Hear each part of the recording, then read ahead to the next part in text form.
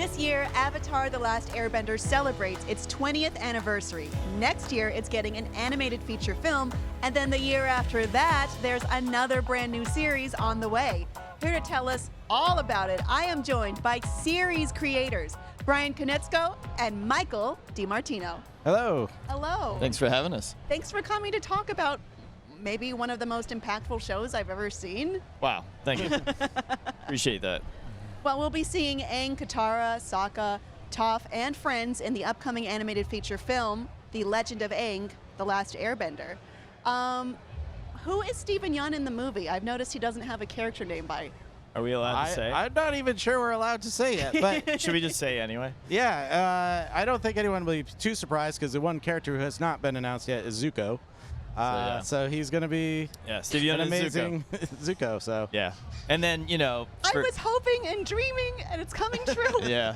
And no one told me this ahead of time. Well, no one asked. Yeah, and, Steve Yeun was Avatar 1. He played the first course. Avatar in The Legend of Korra, so we loved working with him, and we're excited to have him back in the universe. So I'm really excited. Will he also be playing Avatar 1? that we can't talk yeah. about. Okay. I got to push you until you say that at some point. Yeah. The adventures of Team Avatar continue after the show via graphic novels. If fans want to get caught up before the release of the movie, do you have any recommended reading? I mean, yeah, we did a great run with Gene Yang and Gurihiru at Dark Horse Comics for several years. So they've now released, I think there's like 5 different volumes. They now have like a full omnibus of like all the collected works. And yeah, it's a nice little bridge between what you saw at the end of the series, kind of the early years of what will eventually become Republic City, which is a big, location in the movie. Yeah, and then after you finish like the Gene Yang Gurihiru run, then we have like Faith Aaron Hicks did Imbalance, and that's kind of like Aang and Team Avatar, and like Mike's saying, like the early proto Republic City, and I think that's a good setup. Yeah. To But you also can just go to the movie and enjoy it without having have read the comics. Yeah. So. Or read The Search and the Promise, which is my Yeah, recommendation. Search is one of my favorites. So. That's part of that whole Gene Yang run. So. Well, let's move on to the next Avatar, whose adventures will be told in the series Avatar: Seven Havens. What can you tell us about the story at this point?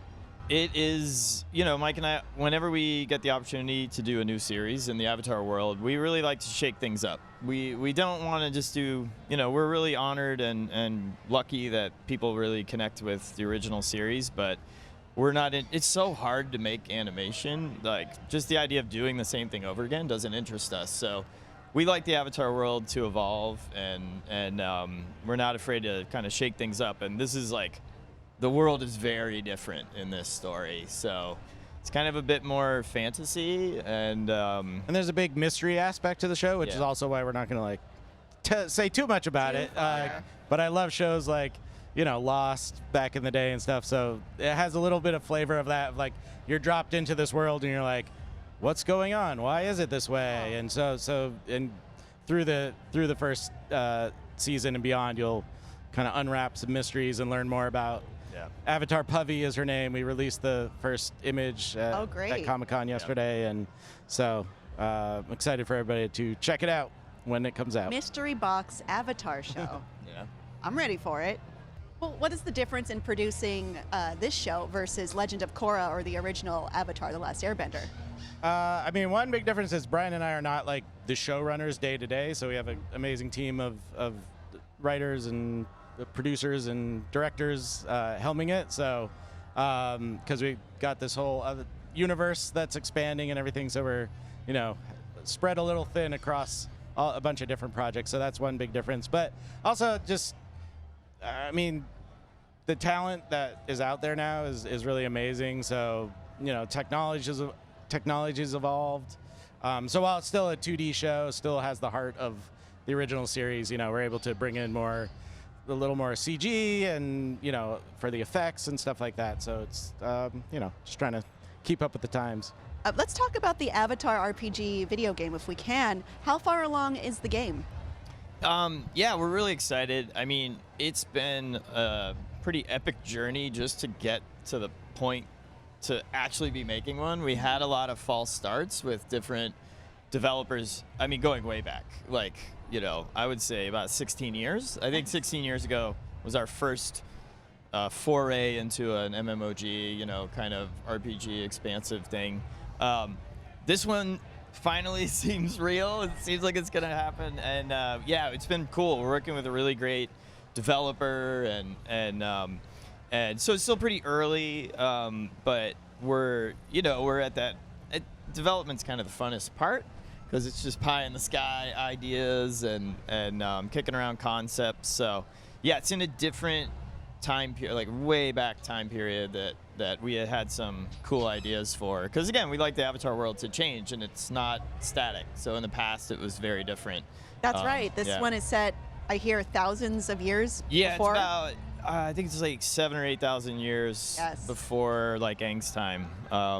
In the development of the movie, the Aang movie, and then just some old ideas we had kicking around, some stuff I was doing with Water Tribe, like backstory.